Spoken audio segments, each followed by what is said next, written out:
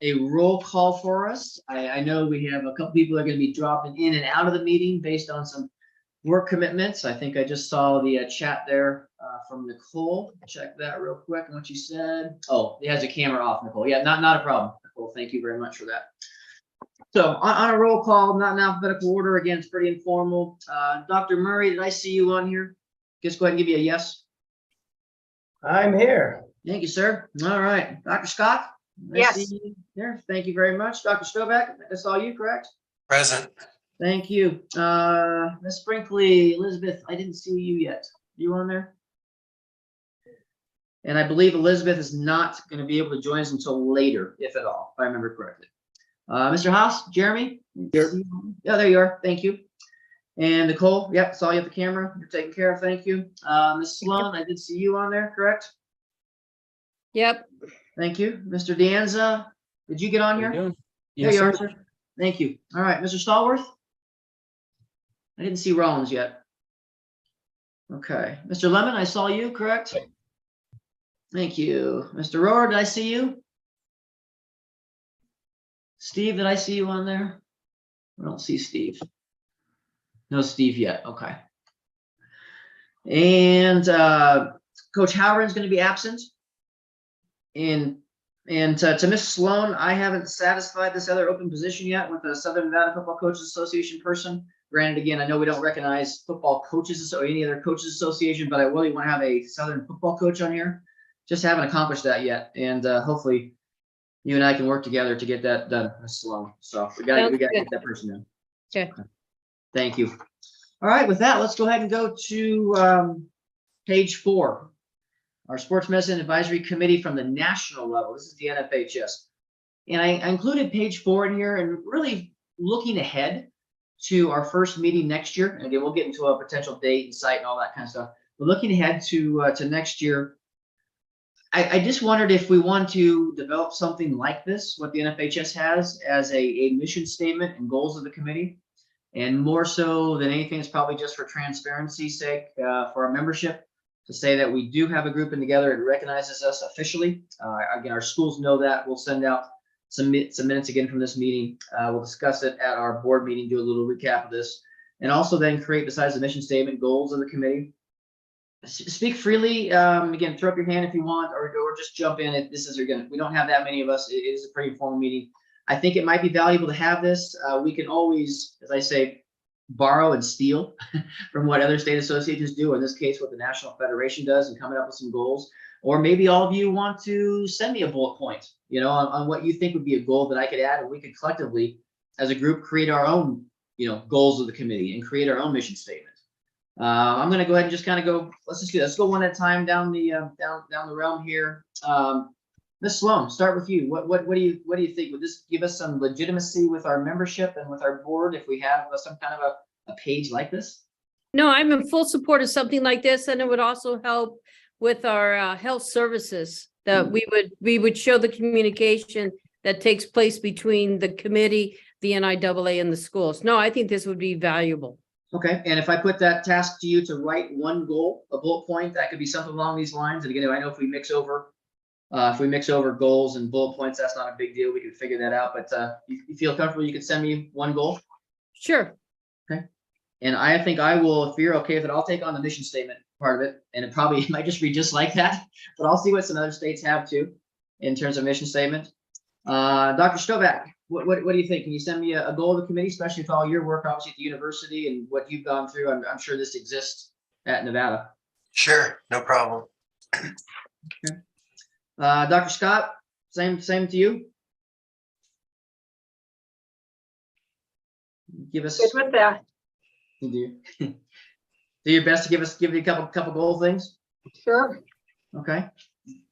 Jeremy, same thing too. You and Nicole being so hands-on with our schools.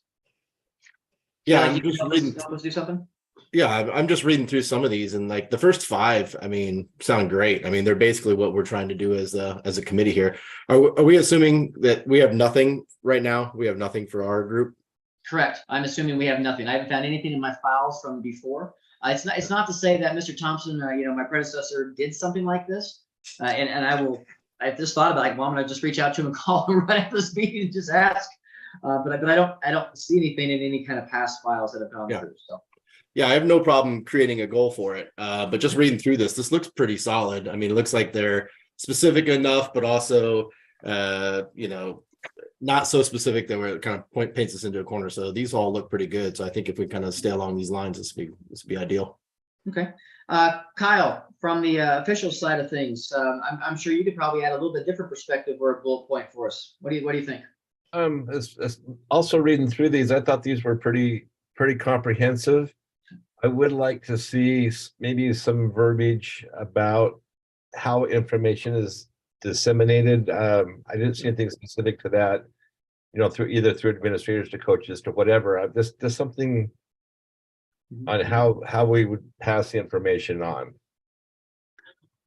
You know what? I think that would be great as something that would be outside of a goal, but also be included in here, some kind of another statement, that the NIAA office staff through the executive director, will communicate the goals of the committee and something along the lines of You can say action to be taken.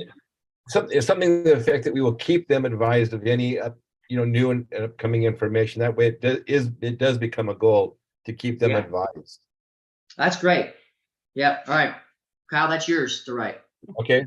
All right, so that's everybody's goal. We'll create that, and I'll remind you later before our next meeting in the fall to make sure you send me something. I'll compile it in advance, and that will be one of our agenda items to have it on here with everything listed out. I'll compile everything together, so that'd be great. Any other? I didn't call on everybody, but any other questions or comments to that? Can I make a motion? Certainly. Can we just adopt this one and change it to each statement to fit Nevada? Certainly. And then if Yeah. folks have something like that they want specifically like for officials or something. Yeah. So the only question I have, Donnie, is that with this statement, do we have access to Rio? That's what I wondered too. That's Because I don't think we have anything like that within the state. And if necessary, I don't know how we would get those statistics or share those across. I know each school district probably records some, but not all. That's the only issue that I see, is that we don't have the ability as of right now to do this unless it's mandated. that's correct. Do you not get Rio reports as like a state under NHFS? You know what? I know that the Federation from time to time will just ask us about to report something catastrophic, but that's really the extent of it. I could go into on the NFHS website, there is a portal for sports medicine. I will have to check and see if there are any reports in there that would otherwise, or other statements or avenues that would give us access to some of this. I do not know that, Mark. That's a great question. I'm writing that down as to find out. Okay. And I can certainly do that as soon as tomorrow. Access. Okay. So, right, we have to at some point be a little cognizant of that. Right, something like this might not be able to put on a goal just yet if we can't satisfy it. But I think your motion to adopt it maybe is to the best of our abilities. That's accessible to us. Maybe that's how we move forward as of today. And then again, with the idea that if anybody else wants to submit an additional comment to be on here, especially again, we don't have our coaches on here, or we don't have our one coach on here too. So how some kind of statement they might want to do, maybe that's how we proceed with it. But otherwise, try and put it together, and I'll make sure, which I'm 99.9% confident that the NFHS won't have any issues with us, in essence, verbatim taking this off of there to what we can do and accomplish. Does that sound fair, Mark, to kind of amend your motion that way for you? Yeah, like what I'm saying, it says like, so number 2, it says monitor, evaluate, and disseminate current sports medicine information to the NFHS. Well, we can't do it to the NFHS, Right. but you could do it, to whatever language you would deem that we would do to the state of Nevada. Yeah, it would be our membership. That's where I'd start. We could also add in their board of control. I mean, but those would be inherent within the membership, NIA membership. Okay. Yeah, I can I can certainly massage this to that level. Okay. Good. Let's do a second. Anybody want to second that then? I'll second that. Thank you, Kyle. Got it. All right. Any other questions, comments to it? Okay. And again, I've amended the motion, Mark, just to the comments that I made to you about what we can have to check and research. With that said, just give me an all in favor. Say aye, please. Aye. Aye. Aye. Aye. Okay. Thank you. I'll just write this down here. Let's present it. And can be amended. It's accessible. All right. Thank you. Very good. All right. Pages 5 through 8. I just included simply as a notification for you all about what's being addressed at the national level. If something leads you to response about future agenda item for us, please let me know. You can take a couple seconds if you haven't already looked through that. When I went to page 6, just something that jumped out at me on 7C is about having some kind of a link. Well, we have a link on NIAA.com. If you're not aware of that, under miscellaneous information, we have a sports medicine button. It's not the most prominent place, but it's there. And I think as we continue to grow this committee into year 2 and beyond, certainly we can have a more prominent link on our website, especially if and when we develop a new website too, which staff we're talking about trying to figure out how to do that. So I think that already exists for us. And also I wanted to certainly extend the invitation to you, with all due respect to your 24/7 schedules, as we all understand, that anyone who wants to write an article for our website, typically other SMAC members from other state associations will submit something to the NFHS for their website to put on there. And it could be something as simple as commentary, something about, hey, be aware of this, or here's a best practice, or here's a guideline that, schools and administrators and whoever should think about.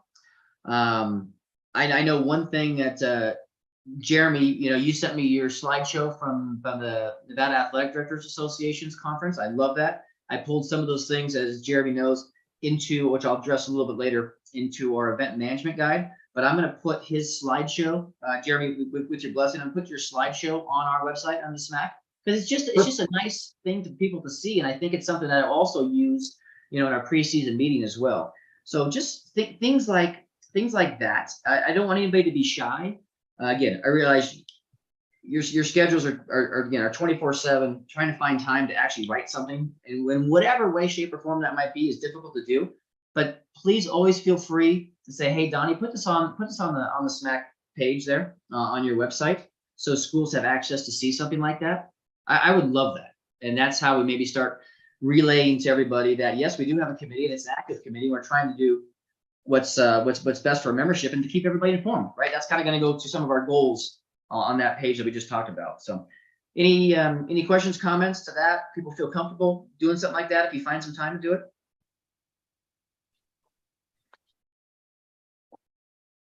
Okay, kind of not. Rollins, Stallworth, I see you, got you on the checked in. Thank you very much for joining us. Appreciate it. We're just on page 6 there, Rollins, depending on when you jumped in. And then pages 7 and 8, same thing, just the rest of the agenda for what exists right now, heading into their next meeting at the national level, which is their next meeting is coming up in, April 22nd, 24th. There it is. Yeah, to make sure I knew it was coming up real quick, because I'll be back in Indianapolis, just kind of almost overlapping that for a legal meeting when the SMAC is there. So hopefully I get to see some of those people on that last day on the 22nd of ours and their first day of theirs. Right. Let's go then to start on page 9, if we would please. So this is Senate Bill 80, and this goes pages 9 through 24 in your packet. This passed in workshop yesterday, 7-2. There were 2 dissenting votes to it, and the dissenting votes, the commentary, if I remember correctly, where one is that it does create an additional demand, I guess, on our schools and our school districts, and also that it does potentially have a financial impact to schools and districts. And Rollins, I'll have you speak to this after I introduce Dr. Murray to address this, about the need for potentially school nurses and extra personnel that might be needed to satisfy this. But with that said, remember one of our students who addressed us in a past meeting, Stella. I know she was helping to coordinate this and organize it. But that said, Dr. Murray, I want to bring you in, and if you would be so kind, please, as just for the group. And I know these are your colleagues, and everybody's seen this through. But if you would, to the best of your ability, kind of highlight the pros of this and why it passed as a first step in the workshop yesterday at the Senate. So, Nick, go ahead if you would, please. Sure. So a little bit of context on it. This started as a BDR, which is basically a youth legislator bill. Stella Thornton has been the youth legislator that has been involved with it since its conception. She's done a wonderful job. She was also a patient of ours up here. And gosh, we've known her for almost 3 years now with different capacities. She wrote this in coordination with myself, a few other athletic trainers, a couple MDs brought in on different ways to kind of get it to where it is. And we came to a mutual agreement on it. And then she presented it through the BDR cycle, which I kind of like that route personally a little bit better than going straight to the Senate floor. It has a little bit higher chance of seeing things through because they really like the youth legislative bills. So she's really led the charge. We had testified to the Education Committee after it was passed through the BDR cycle, and it went really well. It was long and very great questions, but the major points of what this is going to allow for and change are these 2 points. The first one is this changes concussion management from just student athletes to pupils. That's the first piece. And the second piece is that it adds in more provisions for return to play, so additional testing recommendations, and the provision of return to learn, which I think we can all agree are important things because those are elements that we've been working on in our own statements. The pros are, obviously, it expands care for everybody across the school district. And this includes the 8-year-old running around on the jungle gym and hits their head, and they are suspected of having a concussion, which I'm a big fan of. The downside is that it increases the workload for people across the school districts. And that is demonstrated by actually from the work group, Senator Titus and Senator Hammond both had dissented votes, which great folks, everybody on the committee, I got to spend time with each person, and I've been at all the testifying hearings and things like that because Stella has been a minor actually up until recently, so we needed to have other representation. So we came and I just kind of helped elaborate, even though I didn't really expand on the bill too much because I didn't write it. She did. The concern is that it includes teachers now, and everybody is now responsible in some way to help with the management process. And in the past, teachers haven't been involved and certain elements haven't been involved. And so a lot of the discussion, I think, has surrounded that to where is the liability then if your 9th grade teacher is seeing somebody falling asleep in class and not feeling very well, if they don't send them to the school nurse or they don't send them to the respective athletic trainer, if they're an athlete, for an evaluation, yet they're found out to have a concussion and they're sitting in class still, that could be problematic for them and they may face some consequences, although the bill doesn't stipulate that. So there's been some pretty active discussion on that. I think for the most part, most people agree that it's a positive outcome. The other side of it is the fiscal notes that have been attached. And if anyone's been involved in the legislative process before, fiscal notes really do hurt bills at times. And I don't think it's, in this case, it's showing need. And one example is that we've had fiscal notes that have ranged from 0 up to the highest at 275. And the 275 is really high, but it also shows that there may be a gap in need for coverage for school nurses and athletic trainers and that like across the board. So I think that it has a lot of potential. It did pass with a do pass vote, which basically means when it goes to the floor, it's a little bit more, at least my understanding is it's a little bit more favorable, and people will look at it a little bit differently. Now one other note is that it didn't pass with the amendment that we proposed when we did the initial testifying to the education committee. And we're going to try and bring that up, but essentially it expanded the definition of a healthcare provider to include more parties, because we understand the implications that this may have in Elko, in Mineral County. Maybe they don't have a school nurse, so we need to find people in those regions that can help with the management. So we went through and isolated a whole list of healthcare providers that we think have brain management training, or at least in their individual state practice acts, they've done certain things with neurological evaluation. And unfortunately, that really made some people mad, which was really an interesting conversation. So I had many conversations with lobbyists that really was very interesting from our perspective. Neither positive nor negative, but it really just came down to, I believe that the bill has a high chance of passing, but it's going to meet some resistance if we expand the definition of a health provider at all. And then that's usually just coming down to a turf war at that point. I think that sums it up for the most part. I think it's great. I really do. Obviously I'm biased because I'm involved in it. I can't deny that. But I really think that this helps all of our students, and it does have financial implications, but I think it's worth it in the end because of the high prevalence of concussions, and we need to take care of all the students, not just student athletes. I have a question on this. You talked about it even going down to, I believe if I understood right, you talked about the student at the elementary level being affected by this. So with that being said, is this something that all teachers will have to have additional training for? Is that a consideration for that? Is that where part of this fiscal expense is going to come into? Is this additional training that's going to happen? Yes, that is true. So what we have discussed is applying at least the CDC heads up to everyone, and that's the bare minimum until we can find some other way of identifying the signs and symptoms of a concussion.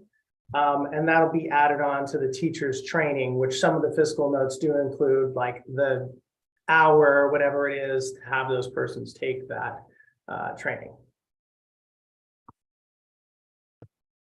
Yeah, thank you. That's a great question.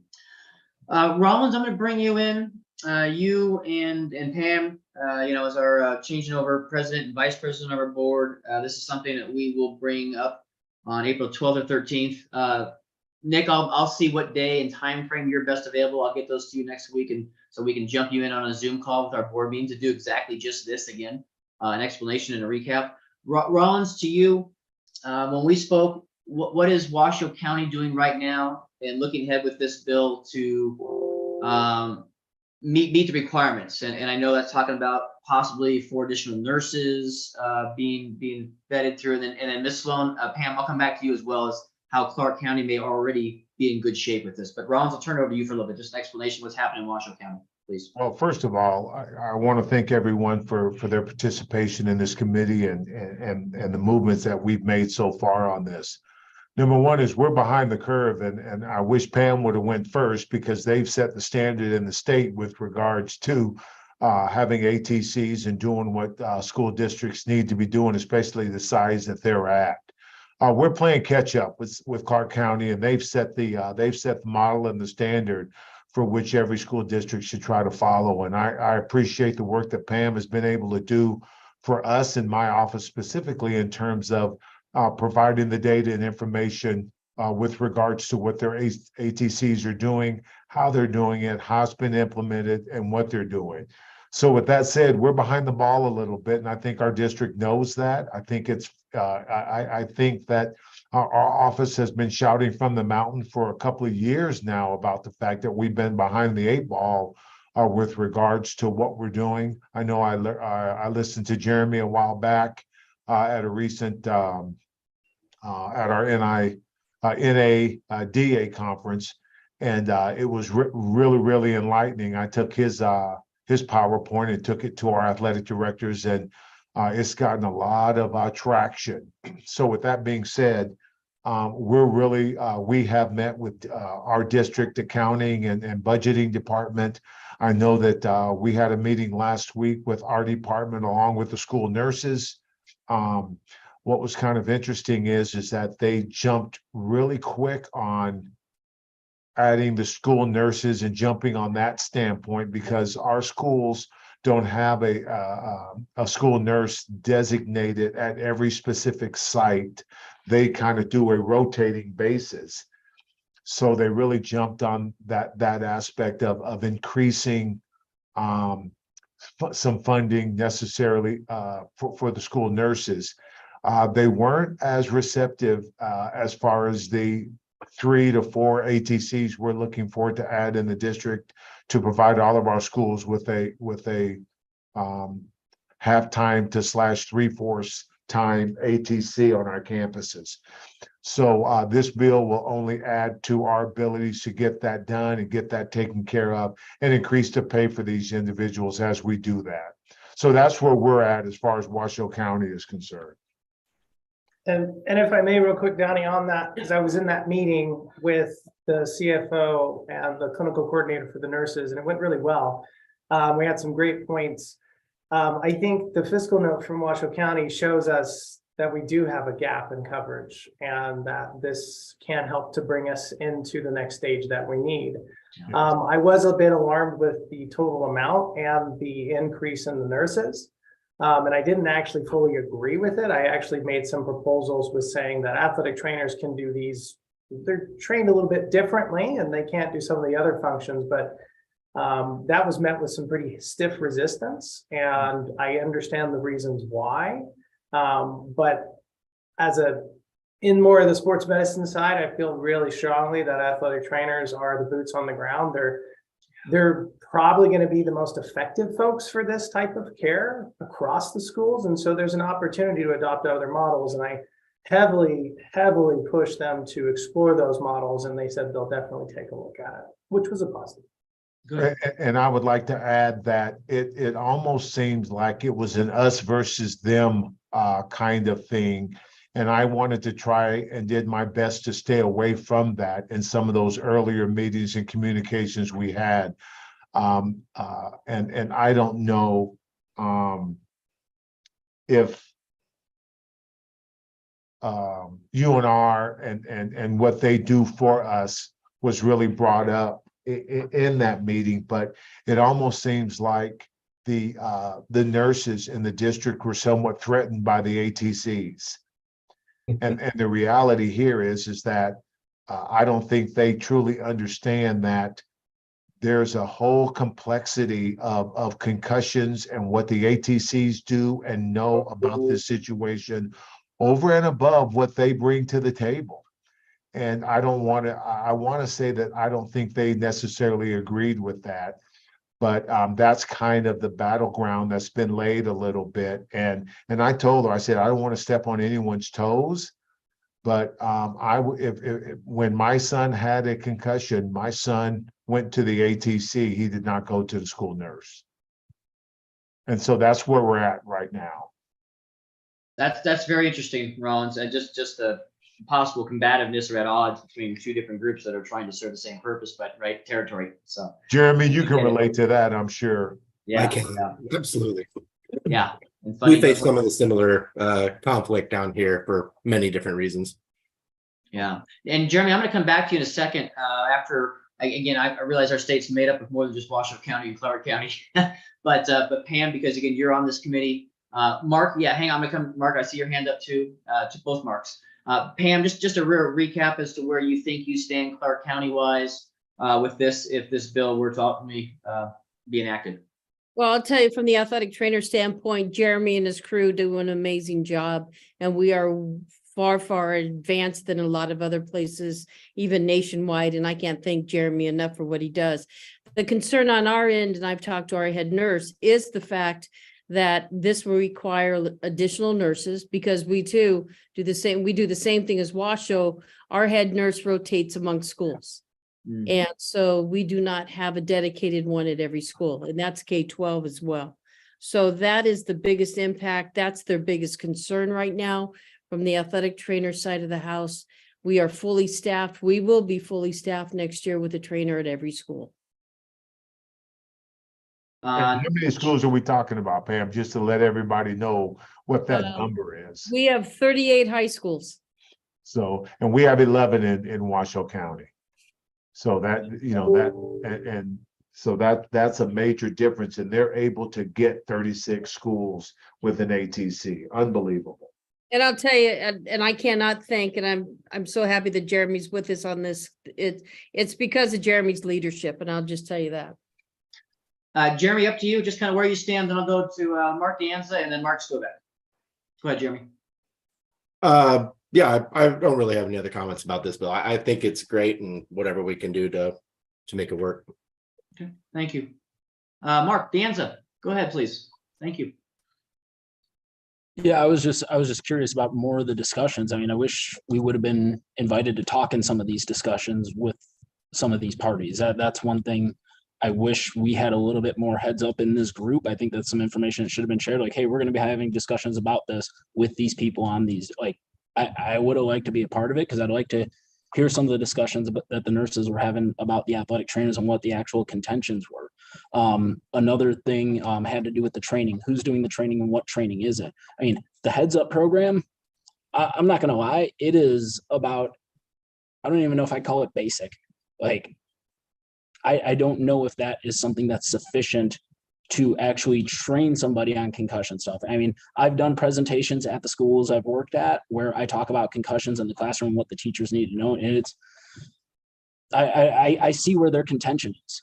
Like, that's what I'm trying to say. I see where the contention is. I see where the nurses contend. I get what they're saying, and I don't know if I have a good answer for you, one that we're going to like to hear here, but concussion is not something that you can learn how to deal with and learn how to manage over a half-hour online course or hour online course. That's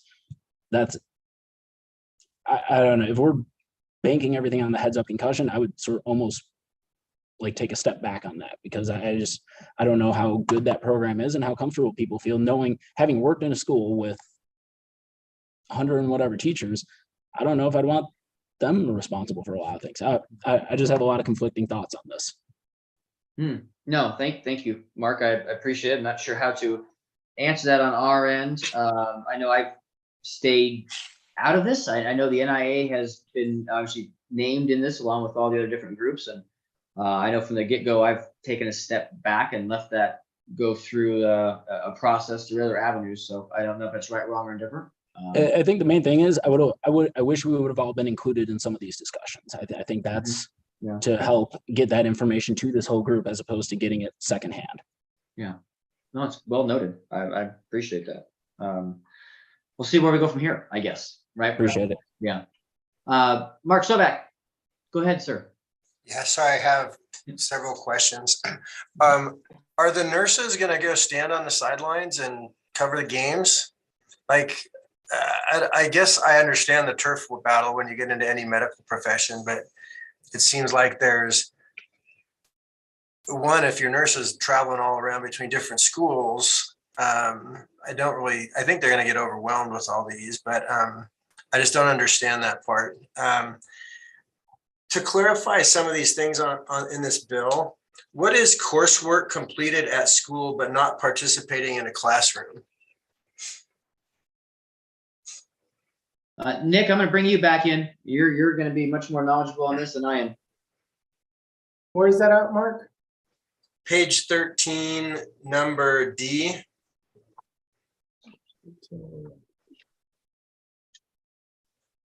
Okay, so this is talking about home study work. So there's an option if the students can't meet the full demands of a school day, that they can do a work study program at home that allows them to take more breaks, spend a little extra time doing certain work until they can participate fully in the classroom. But it says coursework completed at school, so they have to go to school, but they don't go to class, or they go sit in like the library.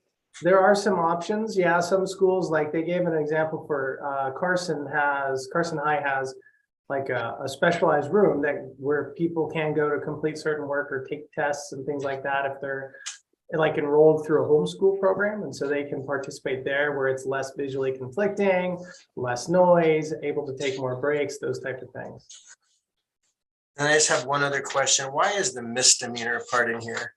Like, who's that aimed at? Is that aimed at us? Like, we're gonna clear some kid and that shouldn't be cleared, so now we have a misdemeanor? Or is this aimed at parents that are trying to beat the system? Like, who's that aimed at? Where's that one at? Top of page 22. Off the top of my head, I'm not sure. I would need to get back to that. I believe that was added in by the legal department when they were drafting this bill. Yeah, Nick, I could be completely wrong, and I know we're recording this, so I want to be very careful about what I say, but I believe I heard the comment from Senator Titus then why she cast a no vote to this, and that was one of the things that she had mentioned was about that avenue and having possibly an undue burden placed on a teacher. If a teacher, not being a mandated reporter to say, oh, wait a minute, I heard that this student said, hey, I'm not have symptoms, right? Or whatever the symptoms might be, and that the teacher would have to say, oh, I'm going to identify that symptom as possibly being concussed.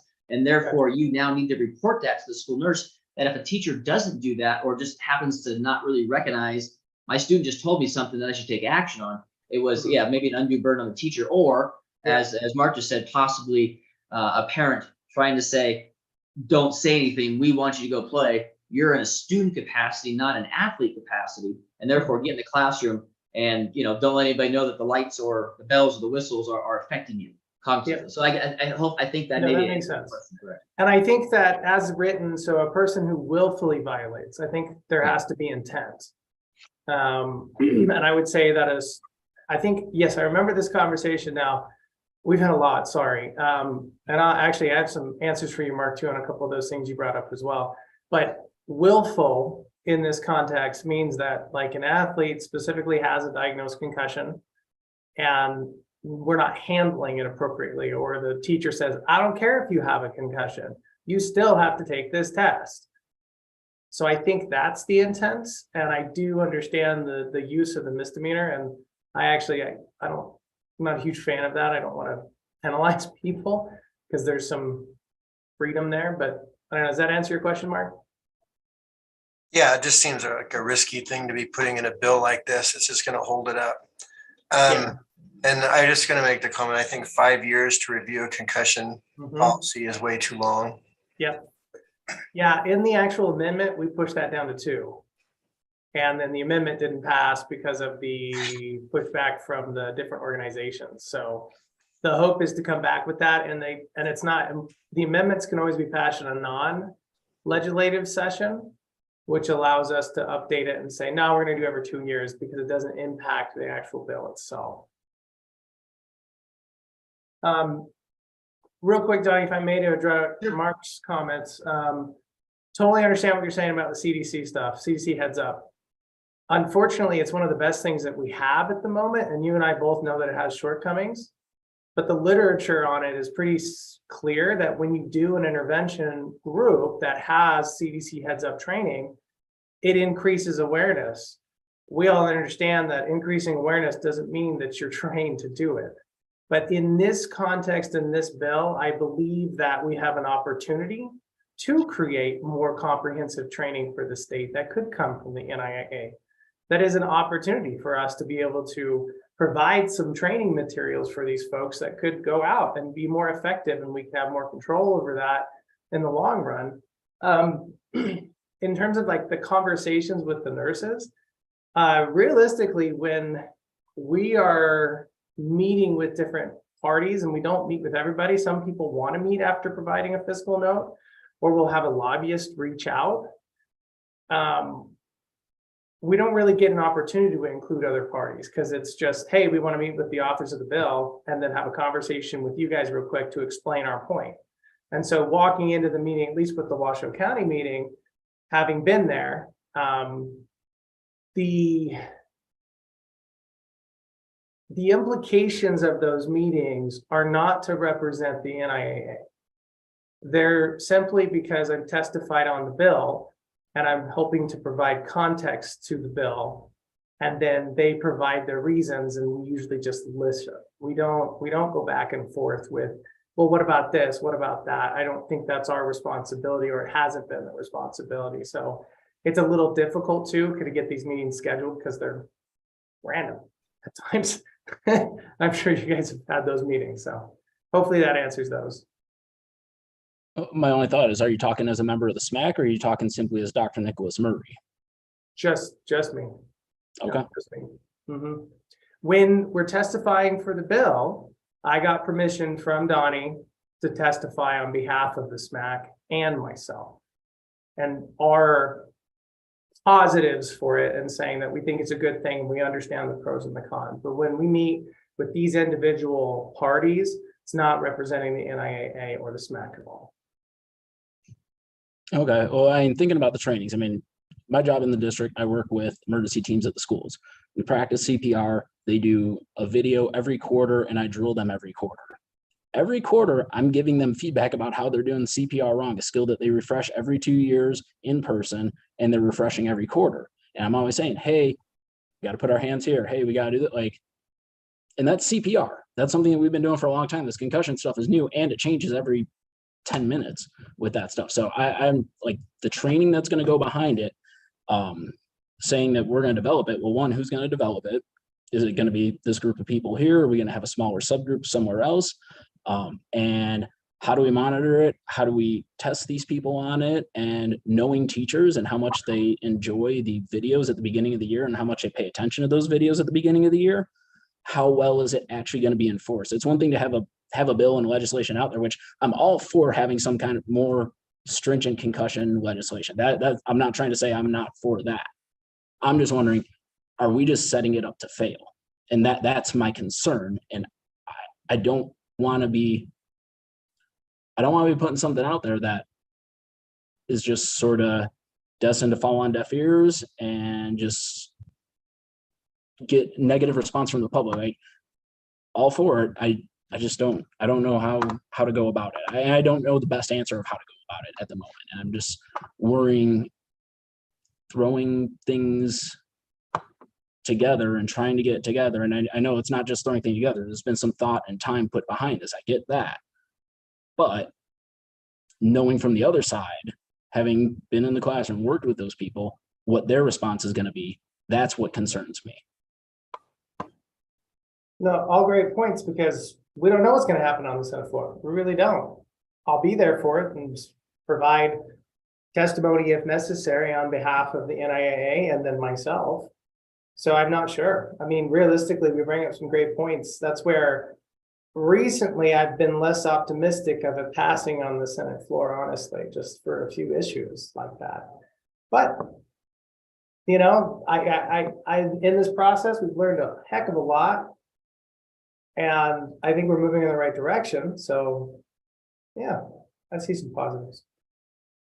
Yeah, and Mark, one thing that jumped out from my perspective is the whole creation of the brochure. Right? That's the first thing I went, oh my gosh, I'm not qualified in that regard to be able to create a brochure that's outlined in here. And where does that go? And obviously come back to Nick here and go, okay, and kind of to your points, Mark, if something happens and this goes through, this group's going to get back together real quick and go, okay, where does this go? Does it go district by district? Does it come through us first, leading the districts? Obviously, we have a bunch of rural districts that have no clue how to create a brochure or how to create training. You know, what happens next? And I'm sorry for you, Mark. I don't have those answers. I don't know anybody does here, because this is where we are as of today. Doesn't make it right, but we might have a whole lot of work ahead of us as a committee just to figure out where we go and to whom we go through, I guess. Okay, so we'll continue. Anything else on this? That was great. At least we're caught up as a group as to this particular item. Okay. If we would, then let's go to page 25, please. And this is what do we got? Pages 25 through 31. This is from last year. Football specific heat acclimatization start. And I have not put out obviously anything for 2023 yet. And really, this is about kind of getting your input is what we have satisfactory? If you kind of look through it, I tell you on where we are currently is that on our master activities calendar for the NIAA for 2023-24, this same process exists as you go through page 26. Days 1 and 2, those become July 31st and August 1st for next year. The same process exists. So we've already got the dates planned for 23-24. This is more of if we want to change this for 24-25 and beyond, start thinking about that. Page 27, those days 3 through 5 now become August 2nd through the 4th for next year. Page 28, the days 6 through 12 become August 5th through the 12th for next year. One thing on page 28, under that regulation 436, number 2A, the inter-school football scrimmage, unless the pupil completes at least that 6, is be changed to 8. That's board approved. Basically, team and individuals match up on days needed for participation in a scrimmage and/or a game. Number 4 then has been deleted because that's redundant. But you can see this in page 29, double days. Obviously, that date has changed to August 2nd. And then on middle of page 29, August 14th is changed to August 13th. There's just some date changes. But this is something that I really want this group to take home and be ready as we get into the fall, a year in advance of 24-25, is for heat acclimatization for football. Is this what we want? Is this okay? Does this meet a minimum standard? Or do we really need to change that the way we do things? Do we need to change how many days we have before we even put on a helmet? Do we change how many days we have before we put on shells? Do we change how many days we need before we scrimmage or we contact with equipment and bags and all those kind of things? I don't mind opening the agenda just to get a first thought. Again, this isn't for this upcoming school year because those dates are in place, but for moving on. I mean, what do we think? Go ahead and put up a hand if somebody wants to just say we're on the right path or not. Dr. Stovak, go ahead. You're first. So we went round and round with this when I was on the NCAA committee, and it takes longer than 5 days to acclimatize to the heat. I mean, we could never get beyond that. I think we got it to 6 days, if I remember right. But because of when kids report and the financial burdens on the schools and all that stuff, but it takes longer than that amount of time. So that's the underlying problem. And that is a good comment. Right now, and Rollins and Pam can chime in on this, the way our districts allow our schools to go to, because the NIAA doesn't really, we don't mandate it or say otherwise, but we have schools that go to camps in essence, and they have some open field practices, and they typically lead up to 1 week before we start our heat acclimatization period. And that's when then they shut down for a week and come back. So does the process exist for us to have more than 2 days, dating back, and again, this isn't for next year, but using that example, does it have us date earlier than July 31st to have more days? It's possible. Yeah. I mean, go through the board of control, and it would be a master calendar activities change. And really the reason that date exists for football compared to other sports is because of this document right here. So I really would value some entertainment at some point. And again, this will be another potentially with the concussion we're talking about. But with this in our next meeting in the fall, when we get to sit down in person and really spend some time, start thinking about what the days we are that we need, what equipment can be used when, how soon, a helmet or not. We used to have a helmet only for a couple days in here, and then we amended it to say we'll also include shells with that and kind of get right back into the helmet and the shells being one and the same right after 2 days of nothing. So we have amended it already. I don't know, district wise, how soon they would want kids to be engaged in official NIAA activities, because certainly this does put kids as of July 31st into the NIAA activity calendar. But maybe from a health and safety standpoint, knowing that right, wrong, or indifferent, as I say, the sport of football is so much different than everywhere else, every other sport. Maybe so.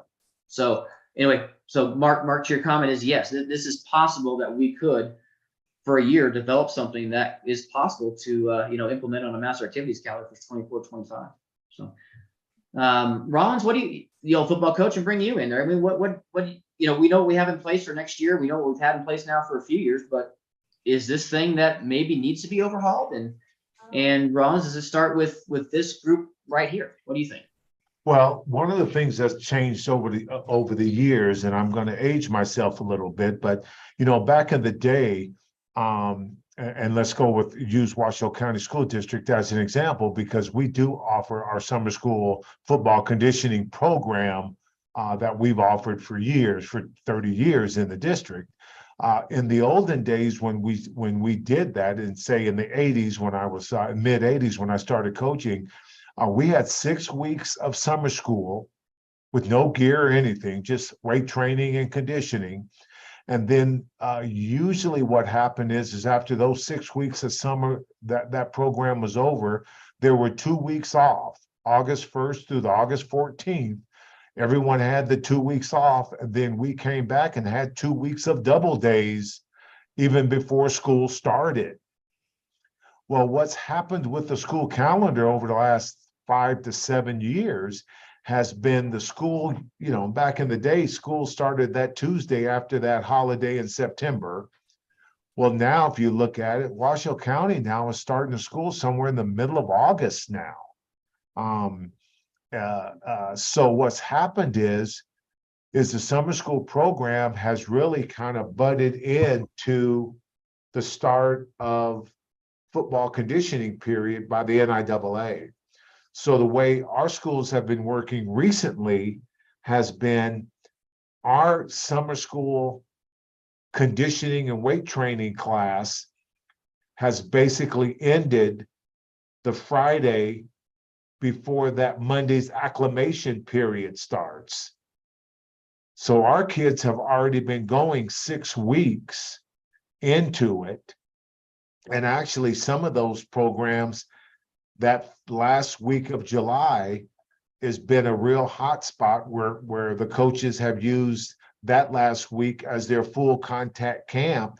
And so we have kids actually and programs actually running full contact camps after 5 weeks of conditioning and football practice and weight training.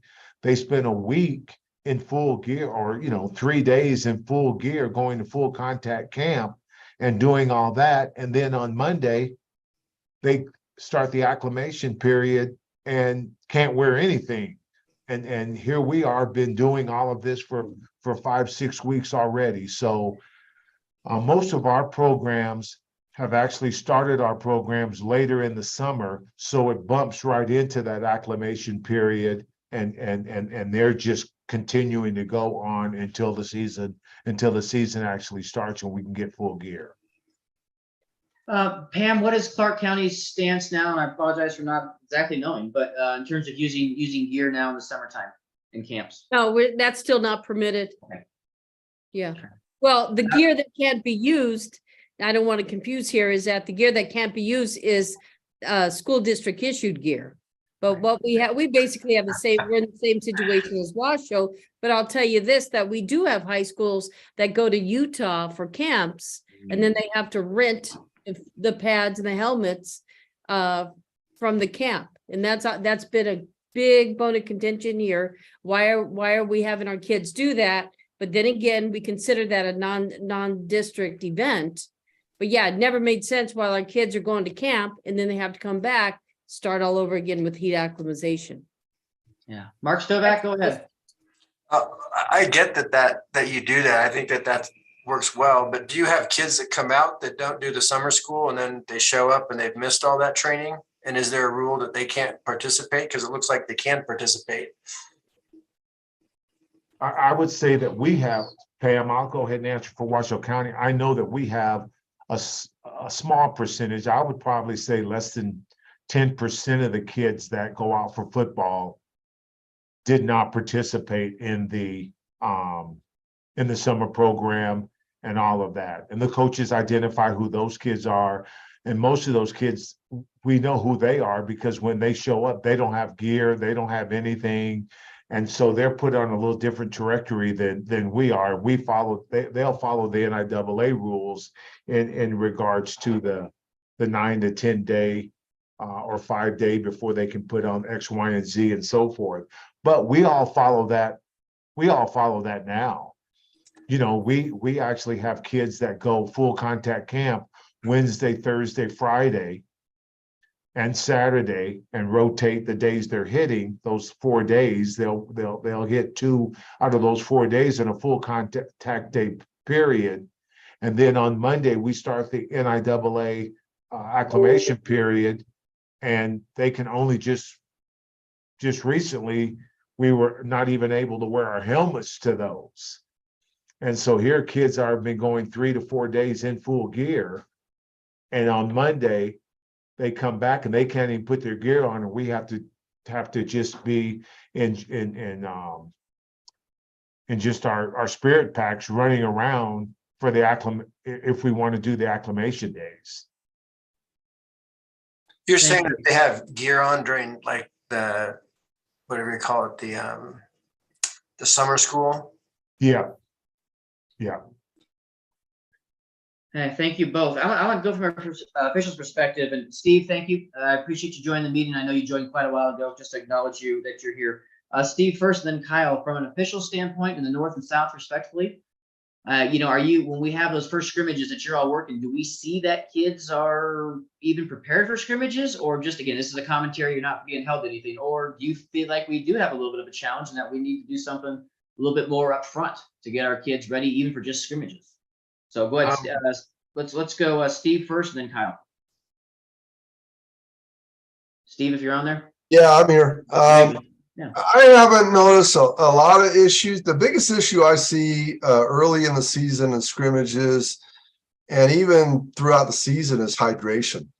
And I know there's some things on hydration here in this document.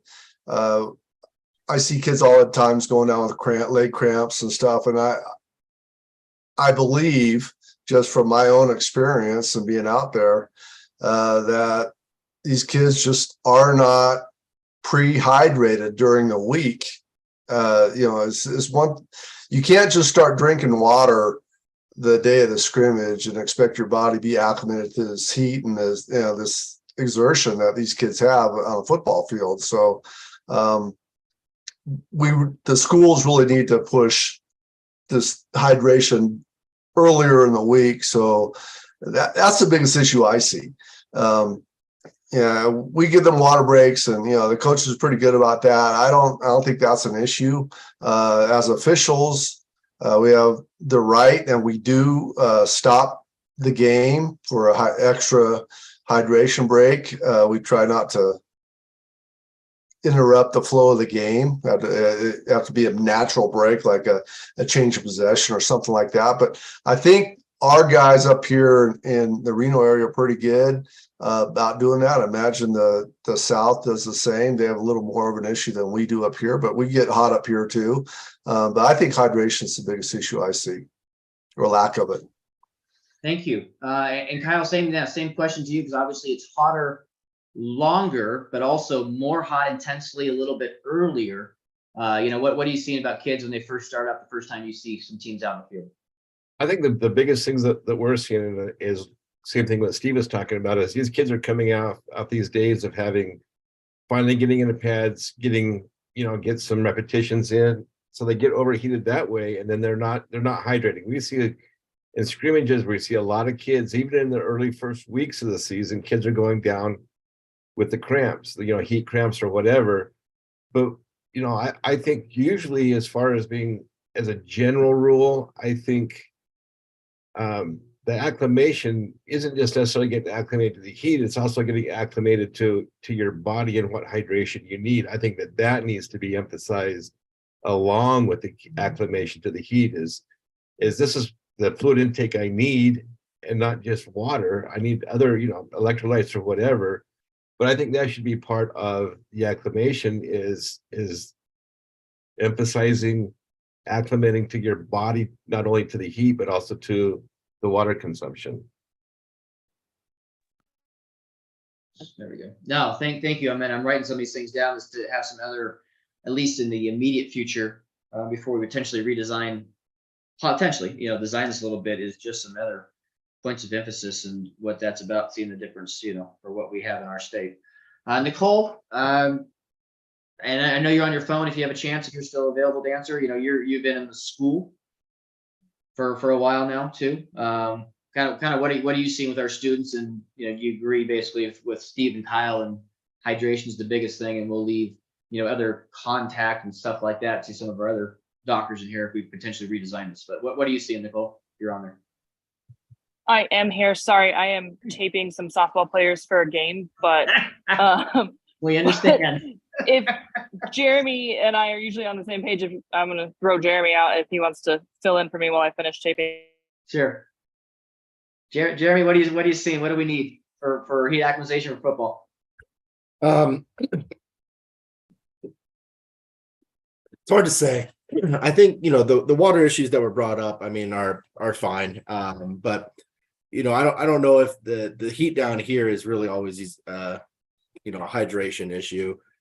Typically down here, it's these kids are spending all summer in the pools or in the air conditioning playing video games, and then they come out. So I don't really have any suggestions on what that timeline should look like. I think some of the problems that we're having is that, like you said, some of these teams are practicing in full gear, and then they're coming back and then being forced to go back into the same issues that we identified earlier. I don't know. I think the longer time we can give them to acclimate, the better. But I don't really have any specific suggestions on what that would look like. Okay. No, I appreciate it. Yeah, Dr. Stovak, I think this may be something that I want you to really take, not just you personally, but you, and then probably like Mark Dan's the same thing. I think the two of you can really look at this from perspectives that you emphasize, and look towards recommendations moving forward as to how this policy can be amended in any way, shape, or form. Right? Give us some discussions for it. So Stovak first, and then Deanza. Go ahead. Yeah, I don't really have a lot of issues with that policies, other than it takes longer than 5 days to acclimatize to the heat. So, but if you're mandating that they go, before this, so it's a longer time period, I have no issues with that. My only question was, I know that a lot of the Northern Nevada schools don't have athletic trainers, so I'm sure this doesn't happen. But when you guys all have athletic trainers, are you weighing everybody in before the second practice to make sure that they're rehydrated before the second practice in a double day? Oh boy, I wouldn't be able to answer that question. That would be, and Rollins, I just see a note that Rollins just stepped off the meeting, and we don't have Elizabeth here. So Mark, I'm not sure I can answer that question for you. I mean, I can answer it. No one's doing that. No one's doing that. That's the recommendation. I know for those of you guys who know Jim Porter, that's something that he always used to recommend, that if he's got kids that are continuous crampers or kids that are constantly having heat issues, that's something he does. And I think it's helpful. But I think one thing that we talked about the last time was the wet bulb globe. I mean, we have the tools now. We need to be creating some kind of policy based off of what the research is showing us. But no, I mean, everybody should be weighing in for that second practice, but I don't think anybody is doing that, and at least down here in Las Vegas. Okay. Mark Danza and then Carol Scott. Yeah, that was going to be the one thing I was going to mention is we have this policy, and honestly, the policy pretty much follows. I put a link up to the Corey Stringer Institute website with their heat illness prevention. It pretty much lines up with the graphic they have right in the middle of there. So I think the policy is kind of on with what the best practices are now for the most part. The 5 days, and that's what they have listed on theirs is helmets only for days 1 and 2, helmets, shoulder pads days 3 through 5, and then equipment coming on day 6. That's sort of been the recommendation by the people that have been all about it. The one thing we're really missing though is guidance on the wet bulb globe temperature. And every school in Nevada, every public school I should say in Nevada, was given that tool via a grant last year. And I think it's time that we start talking more about that and how we're going to start implementing that, using that. I know Jeremy had some experience with it last year at some schools where it sparked a lot of conversations with people and just sort of discussing what's going on with that. And without guidance, it's just a tool that's sitting in a room. Once we tell people, hey, this is what we want you to follow, now we're actually using the tool that we were given in that grant. And I mean, it's there and it's a valuable piece of equipment. No, you're right. We haven't done anything with it other than say you have it. That's not right. Mark, this could be something to you. Can you help develop? And I know those documents and guidelines exist out there. We just haven't put into something. Can you help spend some time and gather some information for us and really try and help lead us as to, you know what, you have this wonderful piece of equipment. Here's how you should use it. That I kind of want to give everybody a little bit of a project to do, and that might be a great one right up your alley if you're willing. So, okay, thank you. Yeah, Dr. willing to work Scott. on that. One small caveat with Nevada, though, we have different zones in Nevada. Yeah, So different I know. zones kind of read them a little bit differently. So it's Right. like making one blanket thing might be different in different areas. So that's just sort of a caveat with the wet bulb globe temperature. And I think that probably, yes, we need to make sure that that's noted accordingly, because you're right. We have, boy, Nevada is such an interesting state for sure. Dr. Scott.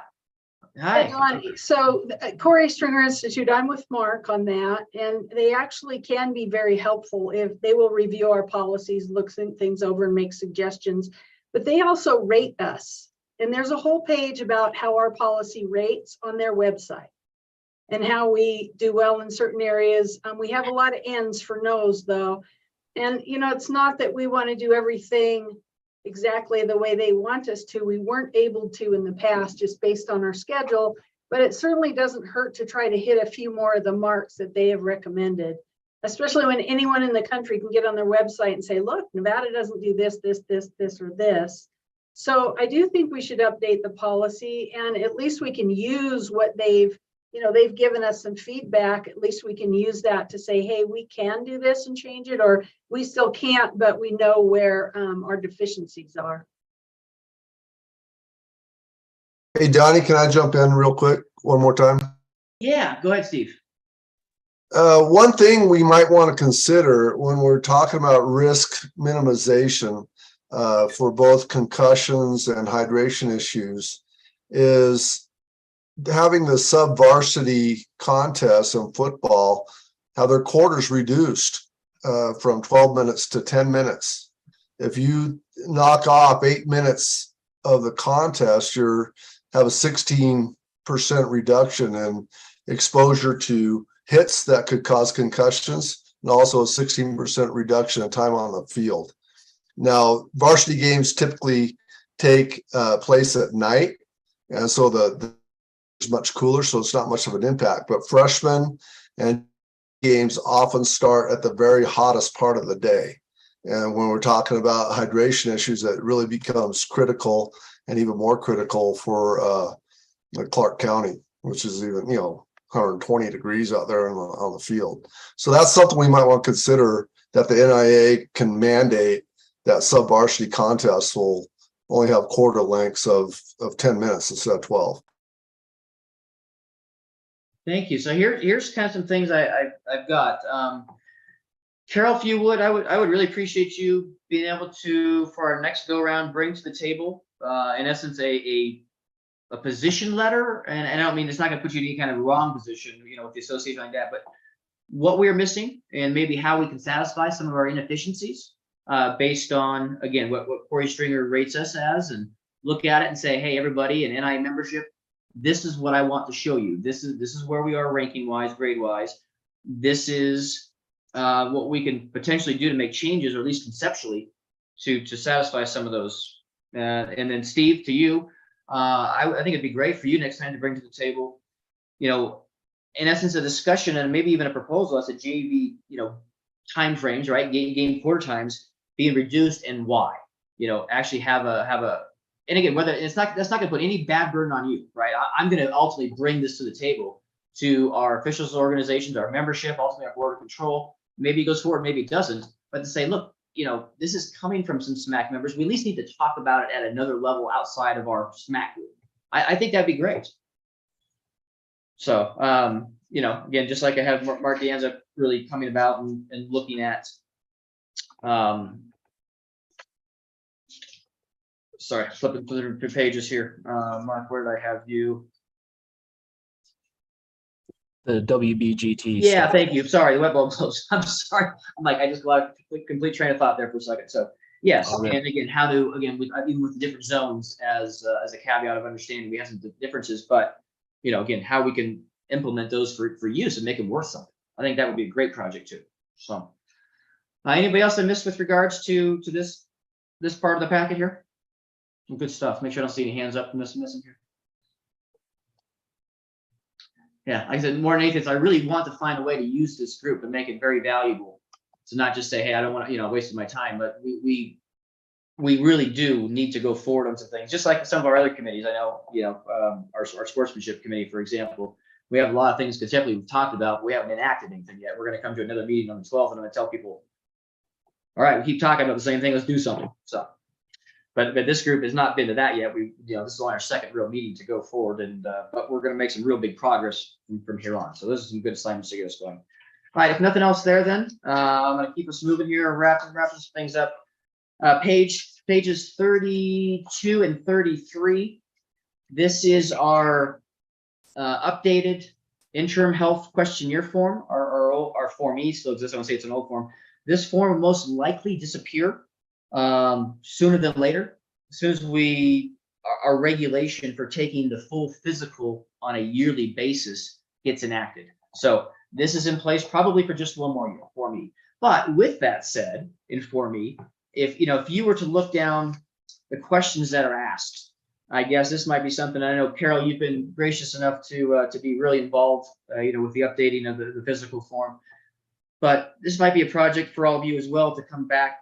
And again, maybe we don't use it any further by the time we get back early in the fall, but to say, hey, what other questions do we want to ask as you review these things? Are these the right questions? Or do we even need to ask all these questions anymore?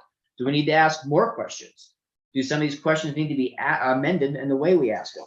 So this is kind of a blanket to all of you to have any kind of an update, so I could put the packet and say, hey, Donnie, I have a recommendation for this. And really, I can email you this, and you can scratch it right then and there, and just put some red or blue highlights to it. Does that make sense to everybody? And again, we may not use this after one more year. I don't think we will, but it doesn't mean we shouldn't spend a little bit of time on that. Mr. Stovak, Dr. Stovak, yeah, go ahead. So you're saying that this might continue, this practice of alternating years?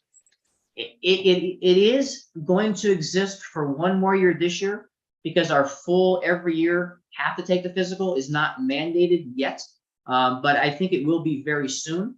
I can tell you that Clark County already has physicals mandated every year. Districts and schools can be more restrictive than our minimum policy. Washoe County, my understanding, is also doing physicals every single year. I think Elko is going to physicals every single year, and they're all using our form has been sent out, it's been updated. Everybody has it. Everybody has our recommendation to be used every year, but it's not officially in place just yet until it comes back from legislature. Which again, that's an absolute priority, and I think that this may be gone as soon as 6 months. It may be for 1 week, but as of today, this interim form still exists. So it was more of a take a look at this, and if you have some suggestions to even change some of the questions, I guess it doesn't mean we couldn't just look to do that sooner than later. Yeah, go ahead, Mark. I don't see the point, because Yeah. on an interim year, no one looks at it. The only Right. person who sees it is the secretary, who says, okay, you're good, you turned it in, and puts it in a file cabinet. I mean, there's no medical professional that reviews this.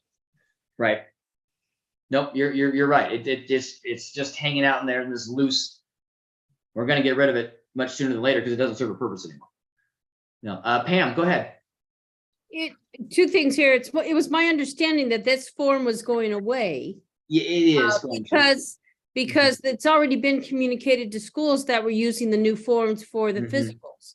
So therefore, it was again my understanding that this form was going away. At the same time, this form also previously had required the physician's signature? The interim form, let's see here. Because I thought that Eddie Bonine years ago had the signature. That way we ensured that the physician saw it. And I don't see the. No spot on there for physician signature. No, I understand that, but I would Yeah. have seen that in years past, this form had, because this was taken, we felt it was important that the physicians did see this and verified by signing it. Hey, Pam, I can Yeah. talk to this form. Our Thank you. schools, there were two different forms, but they were the same thing. One was signed by the doctor and this one, the interim, that was not. And the schools that use the interim form, they fill it out. And it was, if they answer yes to any of those things, then a new physical was required. Oh, you're absolutely right. And because CCSD, we required a yearly, this didn't come into play. Yeah, you never saw this, Pam. Right, we never utilized this. Oh, okay. Yeah. So, Right. but I'm gonna go back. We're still requiring this? No, we're not requiring it until officially we're into the every year physical, which is what we sent out. But my understanding is legally, as of today, this form for this year, if somebody had, they could still use the interim form basically for this year. Maybe that's a Paul Anderson question to confirm. You're talking this year as in this current school year, not 23-24. Right, going forward for one more year into 23-24, they could fill this out and still have the interim, this be the last year of possibly using an interim form if the district has not adopted yet the full every year process, which is in legislative process right now. We have quite a few schools that have used this and their physicals are not due. This would be their off year and they're asking about this form. So my Pam, I guess my comment is this form, I can't imagine doesn't go away very soon, but as of today, it's still admissible for somebody who's in an interim year right now. So somebody who might have done their physical process through the spring leading forward, looking forward into 23-24. That's my understanding, but I can confirm with it. You still have your hand up, Pam? Go ahead. I want to confirm with Paul on this. Yeah, no, that sounds good. No, this doesn't come into play with us because we require physicals every year. Thank you, Lori, for that. Okay. All right. Anything else on that? But I know we're this group did outstanding work on the physical form, and it's gonna pay big dividends to the health and safety and welfare of our student athletes. Nothing else? I don't see any hands on that one. All right, we're almost done. We're wrap this thing up here. Going to page 34.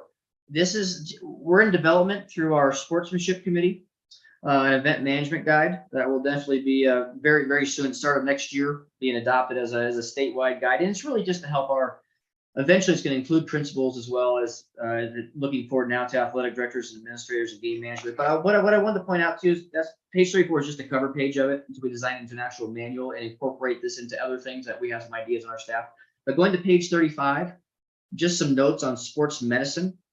Again, as guides to our athletic directors and this what's going to be a very comprehensive packet. And just to take a look at sports medicine, items 1 through 9. If any of you have any additional suggestions or recommendations to put in there as points that our school leaders should be aware of in administering things for games, contests, meets, please let me know. Send something my way.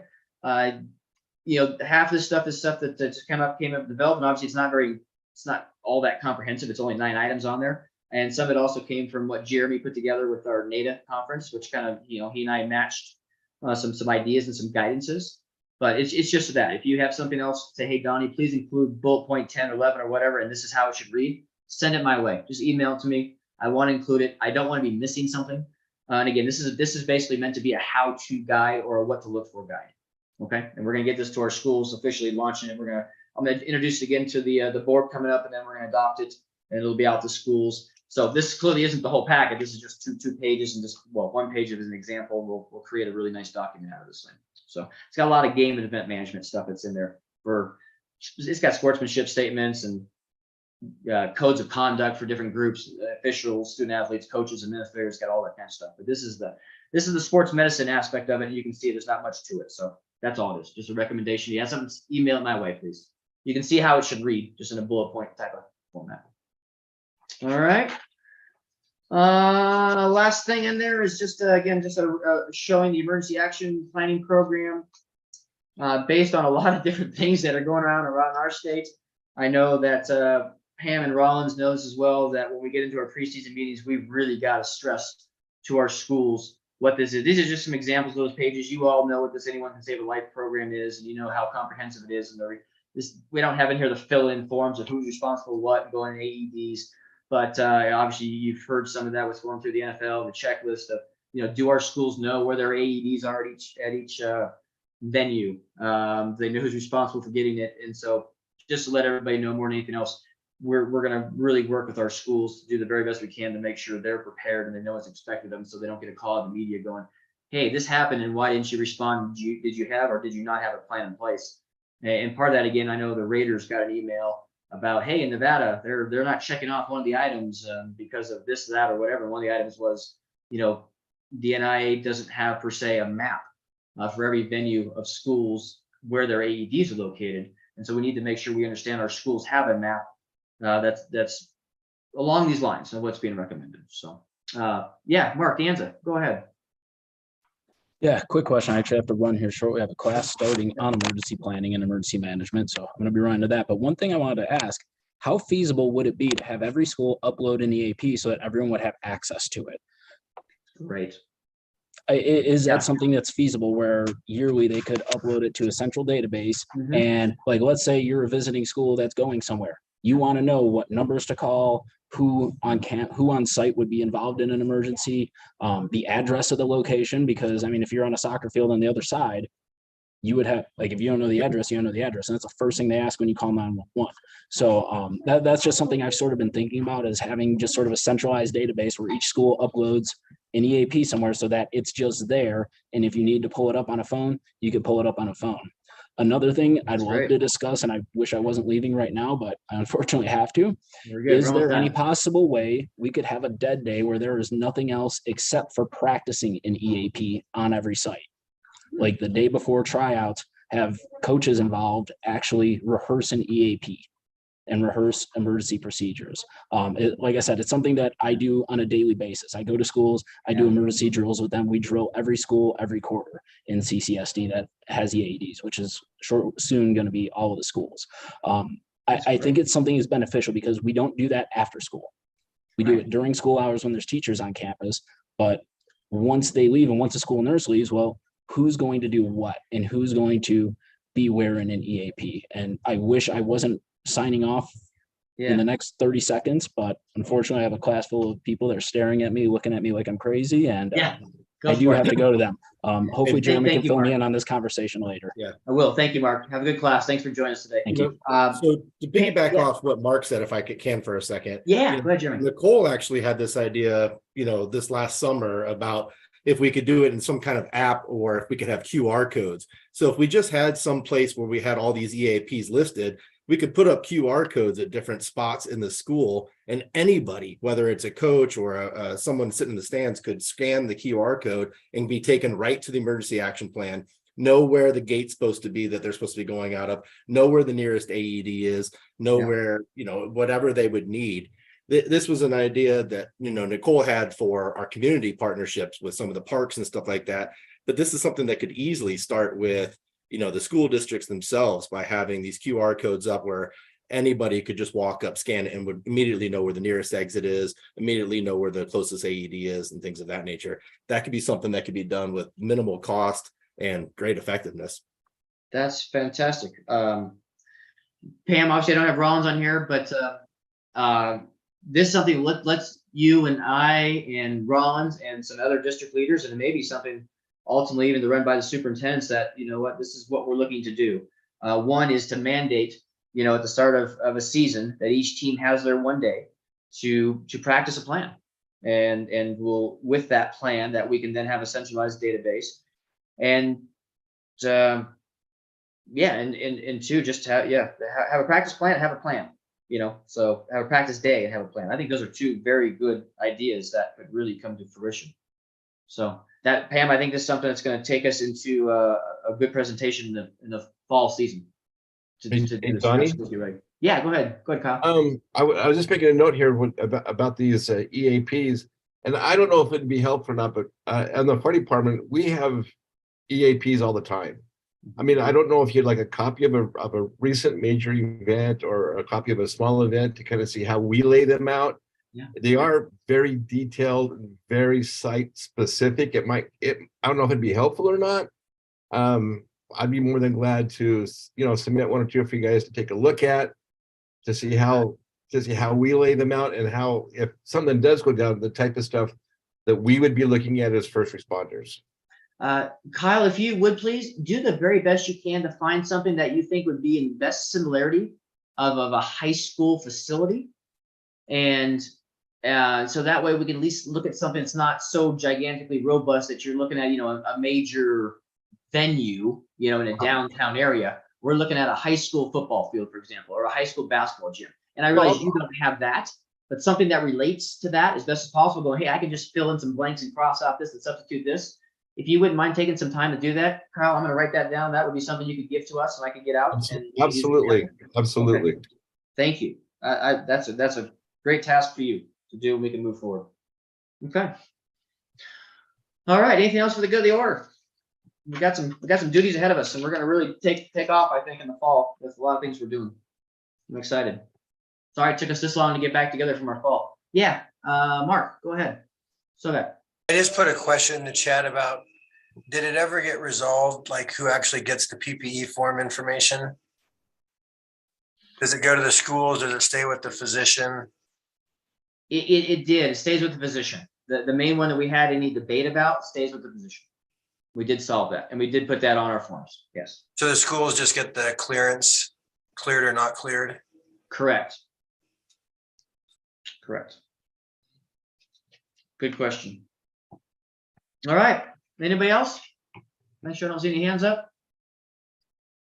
Yeah, I really appreciate your time. And again, be prepared whenever that might be. And it's going to have to be probably early in the fall as the school year's getting going, because we have a lot of things that we're going to have to really work on, I would think, for some time to get it right sooner than later. We'll get together in person in the Southern Nevada area, and I'll throw out some dates, as we get into the late summer. That's when we're going to go. And but in the meantime, again, a couple of assignments to get us ready. I'll remind everybody of those assignments as we get ready for the next meeting. But until then, as always, please don't hesitate to reach out to any one of us. You've all got everybody's mass email. Communicate, send suggestions, ideas my way, agenda topics, whatever we need to do, just to continue to communicate within our group. Appreciate you all very much.